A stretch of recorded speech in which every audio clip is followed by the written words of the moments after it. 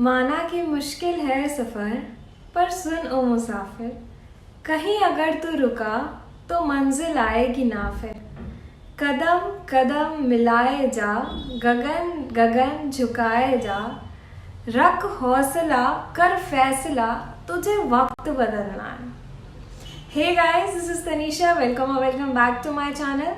If you are new to my channel और अगर आपको लगे कि ये चैनल मुझे कहीं भी थोड़ा सा नीट में हेल्प कर सकता है तो ही सब्सक्राइब करना, वरना चलता है यार। तो मेरा लास्ट लाइन था, तुझे वक्त बदलना है। इतनी मेहनत कर, दिन रात एक कर कि तेरा वक्त बदल जाए। ठीक है, तो आज का टॉपिक है इनऑर्गेनिक केमिस्ट्री। इनऑर्गेनिक केमिस्ट्री का इस वीडियो देखने के बाद आपका सारा टेंशन खत्म हो जाना है, क्योंकि मैं रामबाण बताने वाली हूँ। ठीक है, मुझे नहीं पता, यकीन बैच से बहुत ज़्यादा डीएम आ रहे हैं कि मुझे इनऑर्गेनिक केमिस्ट्री टीचर से समझ में नहीं आ रहा है। अब मैंने इस बार सब्सक्रिप्शन नहीं लिया है ना, मैंने एक भी लेक्चर देखा है, तो मुझे पहले एक दो बच्चों का डीएम आया, कमेंट आया, तो मुझे लगा यार क्या पता, इन्हें नहीं समझ में आ रहा हो। टीचर्स तो पीडब्ल्यू अलग सर अच्छे ही रखते हैं, बट जब वो 50-60 हो गया कमेंट, तो मैं सोची कि नहीं यार, बच्चों को बता देना चाहिए, क्या पता सच में प्रॉब्लम हो रही हो। इसीलिए मैं काफ़ी दिन बाद ये वीडियो डाल रही हूँ। तो देखो, इसको ऑफेंस की तरह मत लेना। काफ़ी बच्चे अपने टीचर्स के कॉम्बिनेशन भी कमेंट करते हैं, आप उनके भी देख सकते हो। बट अगर आपको सच में इनऑर्गेनिक केमिस्ट्री कुछ भी नहीं समझ में आ रहा, तो मैंने जहाँ से किया है मैं आपको वो बता देती हूँ। ठीक है, आप एक बार जाके देखना, अगर आपको ठीक लगे तो आप उधर से कर लेना। तो मैंने किया था पंकज सर केमिस्ट्री के यूट्यूब चैनल से, उनका प्लेलिस्ट है इनऑर्गेनिक केमिस्ट्री का। और अगर तुम इनऑर्गेनिक स्टार्ट करते हो तो पंकज सर का केमिकल बॉन्डिंग का चैप्टर है, लगभग 13 लेक्चर्स है शायद उसके, मुझे अभी एक्यूरेट तो नहीं याद है, बट बहुत ही बेहतरीन है। तुम उधर से जाके कर लेना। और उन्होंने ना फैमिली वाइज पढ़ाया है पूरा। पीरियोडिक, देखो periodic table one shot sir ने बहुत कम पढ़ाया है, तो तुम उसको यकीन बैच के ही टीचर से देखना यार। देखो, शॉर्टकट ऐसा नहीं है कि मेरा वीडियो देखने के बाद तुम क्रैश, वो सर ने क्रैश कोर्स डाला है, पर तुम्हें अगर नीट क्लियर करना है तो तुम्हें शॉर्टकट से बच के तुम्हें फुल नॉलेज चाहिए, तो तुम्हें पढ़ना पड़ेगा यार, पूरा लेक्चर यकीन बैच का करना पड़ेगा। तो तुम पीरियोडिक टेबल करना अपने लेक्चर से, जो जो सर के में तुम्हें छोटा छोटा वीडियो लगे, वो तुम यकीन बैच के लेक्चर से करना। मुझे ये नहीं समझ में आ रहा है कि तुम लोग ये क्यों सोच रहे हो कि तुम लोग को समझ में नहीं आ रहा है। कोशिश तो करके देखो, क्या पता कुछ कमी तुम्हारे ही अंदर रही हो। हमेशा टीचर्स को ब्लेम नहीं करते हैं ना, कि टीचर का नहीं समझ में आ रहा है। कोई टीचर खराब कोई ना पढ़ाता, और अगर खराब पढ़ा रहा होता अलग सर क्यों रखते उनको। बहुत टीचर सेलेक्ट करके अलग सर रखते, कोई भी टीचर्स को नहीं रख लेते हैं। तुम लोग एक बार जाके कोशिश करना। पर जो बच्चे हार चुके हैं, जिनको सच में नहीं समझ में आ रहा है, वो पंकज सर केमिस्ट्री का इनऑर्गेनिक का फैमिली वाला तो मुझे पर्सनली बहुत अच्छा लगा था, और मुझे नहीं लगता उसके बाहर से कुछ भी आ सकता है। अब मैंने तुम्हें क्लासेस बता दी है, तुम्हें कहाँ से करना है। अब तुम्हें ना मैं एनसीईआरटी को याद करना सिखा देती हूँ, जैसे बायो एनसीईआरटी याद करना सिखाया है ना। अगर किसी ने नहीं देखा है तो जाके देख लो, बहुत बेहतरीन वीडियो है। आज से पहले तुमने ऐसा बायो एनसीईआरटी याद करना कभी भी नहीं सीखा होगा। अगर कोई भी मेरे नए सब्सक्राइबर है, नीट गाइडेंस वाले प्लेलिस्ट में जाओ, तुम्हारे छोटे से छोटे प्रॉब्लम का मैंने वीडियो बना के उधर स्टोर कर रखा है, ताकि तुम लोग को कोई भी प्रॉब्लम ना हो। तो अभी मैं देखो, सबसे हार्ड जो होता है इनऑर्गेनिक केमिस्ट्री में होता है पी ब्लॉक 12th वाला, उसमें तुम्हें बहुत प्रॉब्लम होता है। वो मैं तुम्हें ना करना सिखा दे रही हूँ, उसके नोट्स बनाना सिखा दे रही हूँ, उसको याद करना सिखा दे रही हूँ, और उसको कैसे एक्टिव रिकॉल करना है ना, मैं सारा कुछ सिखा दे रही हूँ। उसको सिखाने के बाद तुम्हें और आइडिया लग जाएगा कि और चैप्टर्स में तुम्हें कैसे कैसे करना है। सबसे डिफिकल्ट, सबसे टिपिकल और सबसे परेशान कर देने वाले बच्चों को ना पी ब्लॉक रहता है, उसमें तुम्हें बहुत एफर्ट्स जाना रहता है। मैं तरीका बता देती हूँ। देखो, मेहनत और एफर्ट्स तो तुमको डालना ही है, उसके लिए तो कोई मतलब सब्सटीट्यूट है ही नहीं, मेहनत तो करना ही है। तरीका मैं बता देती हूँ। ओके, देखो इनऑर्गेनिक केमिस्ट्री बहुत हार्ड होता है, देखो सच बता रही हूँ, क्योंकि उसमें इतना याद, इतना माथापच्ची करना रहता है कि सारे बच्चों को पसंद नहीं होता है। लेकिन अगर एक बार तुमने इनऑर्गेनिक केमिस्ट्री में अपना काबू पा लिया ना, मतलब वो तुम्हारे लिए लाइक हो जाएगा कि यार इनऑर्गेनिक केमिस्ट्री का देख के क्वेश्चन टिक कर देना, 2 या 3 सेकंड लगेंगे। जो क्वेश्चन पढ़ने में टाइम लगेगा बस वही लगेगा, और कितने तो क्वेश्चन देख के ही आंसर टिक हो जाने हैं। तो मेहनत करो और फिर उसका फल भी तुम्हें मिलेगा कि तुम्हें फिजिकल केमिस्ट्री के लिए ज़्यादा टाइम मिल जाएगा, ऑर्गेनिक के लिए ज़्यादा टाइम मिल जाएगा। तो इनऑर्गेनिक को बहुत स्ट्रांग बनाना है क्योंकि वो देख के ही सॉल्व करने वाला, टिक करने वाला सब्जेक्ट होता है। तो कैसे करना है, पी ब्लॉक में पहले तो तुम्हें पूरे चैप्टर पढ़ना है और नोट्स बनाने। ये तो तुम्हें सारे सब्जेक्ट और सारे चैप्टर्स में करना है।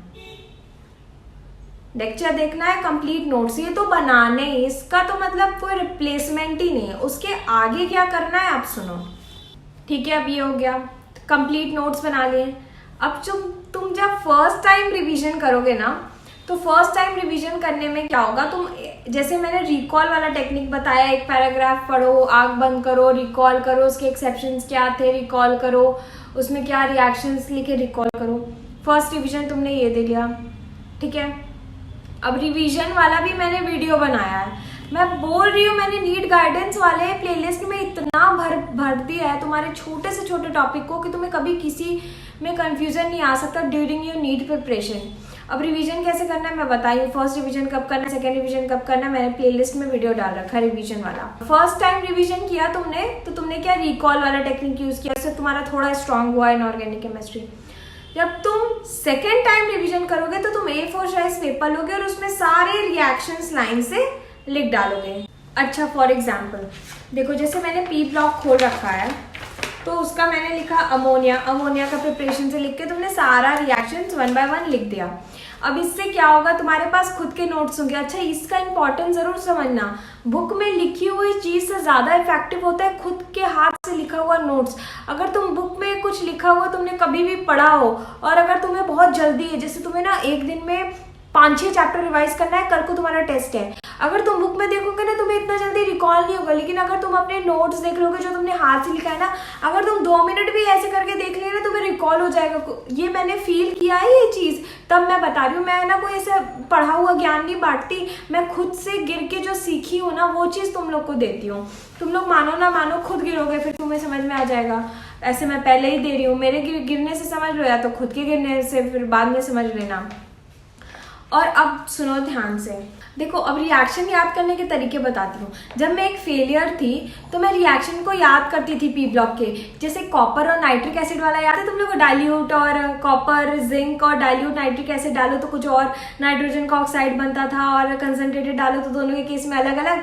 मैं हमेशा उसको याद करती थी। लेकिन पिछले साल क्या किया मैंने कहा देख मैंने कितने बार याद किया है, मैं ड्रॉपर हूँ, मैं हर साल भूल जाती हूँ। इस साल ऐसा याद करेंगे ना कि मैं कभी भूल ही ना पाऊँ यार। तो फिर मैंने अपने आप को समझा के याद कराया।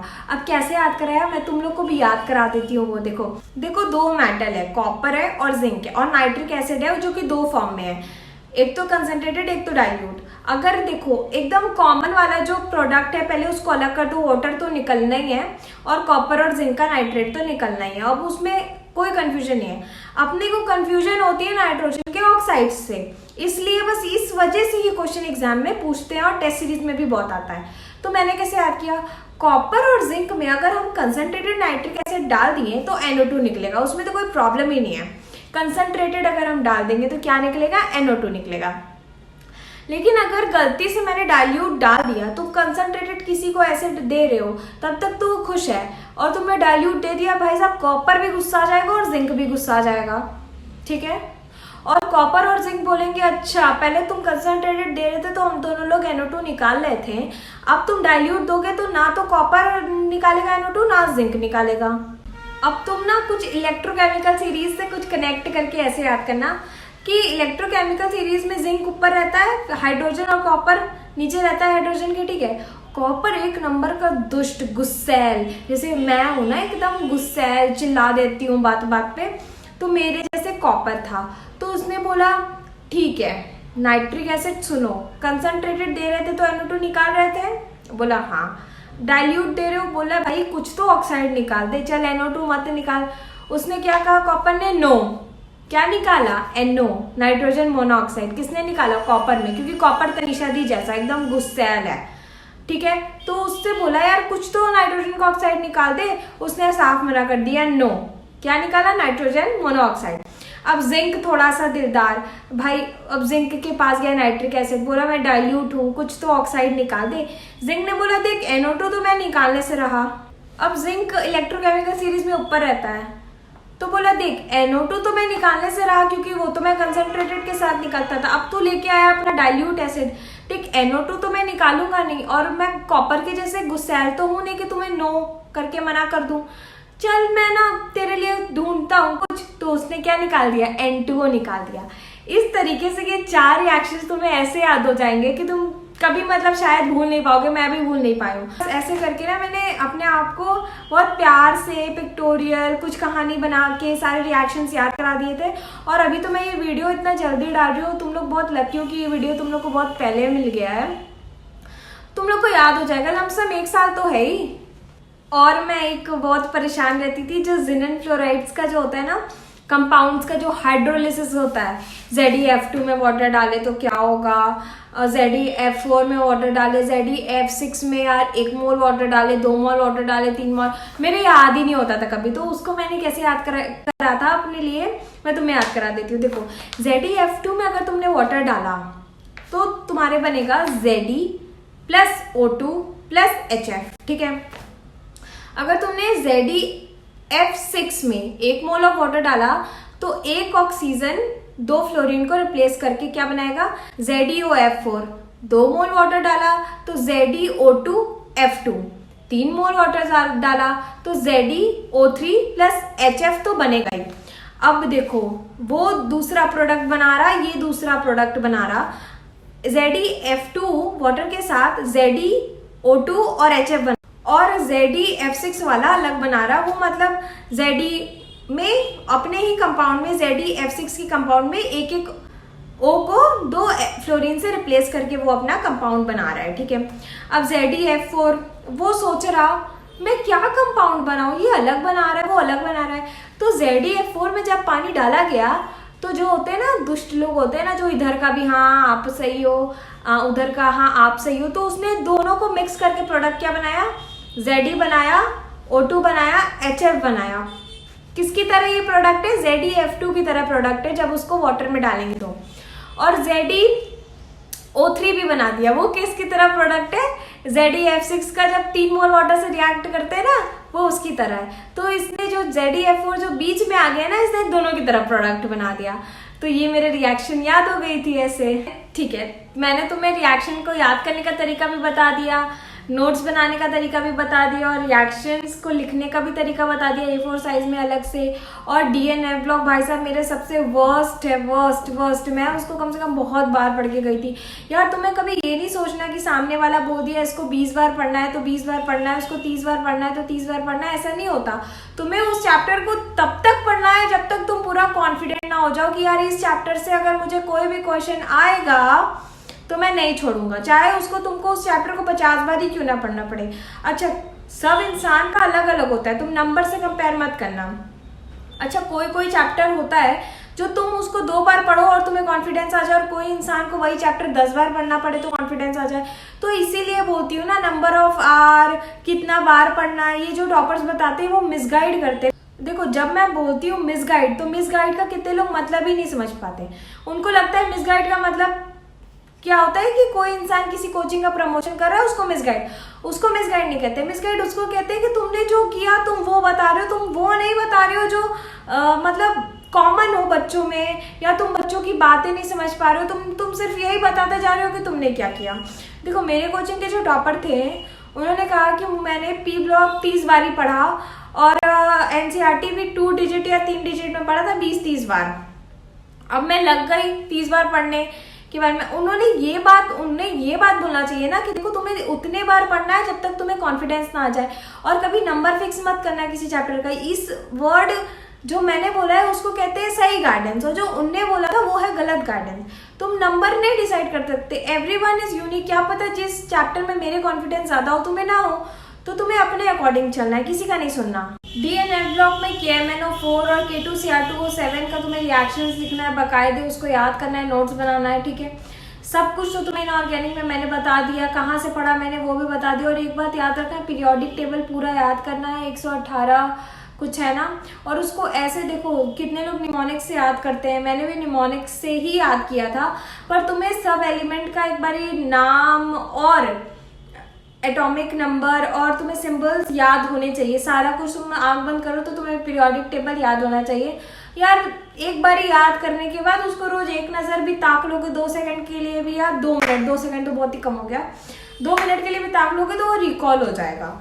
तो टेंशन नहीं लेना यार, अपने पास बहुत टाइम है, रिवाइज करते रहना है। टाइम का टेंशन लेते रहोगे तो टाइम खत्म हो जाएगा, पता नहीं लगेगा। अपना काम करो, मैं हर समय बोलती हूँ, तुम अपना बेस्ट दोगे, टाइम खुद ब खुद बढ़ जाएगा। देखो मैंने ये चीज़ फील किया है, जब मैं लग के पढ़ती हूँ ना और मैं समय की टेंशन नहीं करती, मेरा काम खत्म हो जाता था, मेरे को लगता था अरे वाह अभी तो मेरे पास इतना टाइम बचा है। इसीलिए मैं ये वर्ड बोलती हूँ कि तुम अगर लग के 100% दोगे, टाइम खुद ब खुद बढ़ जाएगा। इसका क्या मतलब है, दिन में 24 घंटे से क्या 48 घंटे होने लगेंगे? नहीं नहीं नहीं नहीं, तुम्हारा टाइम तुम्हारे लिए बढ़ जाएगा। जैसे तुम उस काम को मतलब जल्दी करने लगोगे अगर तुम टाइम के टेंशन ना लो तो। बहुत से बच्चे हैं करते ही आ रहे हैं। और हाँ, मेरे डीएम में भी आता है कि दी आपकी वीडियो से मेरे इतने हेल्प हुआ है, मेरे दिन का रोज काम मैं कर पा रहा हूँ। तो मतलब तुम भी तो कर सकते हो, तुम भी तो इंसान हो, तुम भी तो यकीन बैच से पढ़ रहे हो या कोई भी कोचिंग से पढ़ रहे हो। अब ये सोचो, जब वो इंसान कर सकता है तो तुम क्यों नहीं कर सकते? अब एक बार में तो होगा नहीं, कोशिश तो कर सकते हो ना। चलो ठीक है, वो इंसान कर ले रहा है, तुमसे नहीं हो रहा है, कोशिश तो कर सकते हो, तो कोशिश करो, बस बात खत्म। पढ़ते रहो। All the best, bye.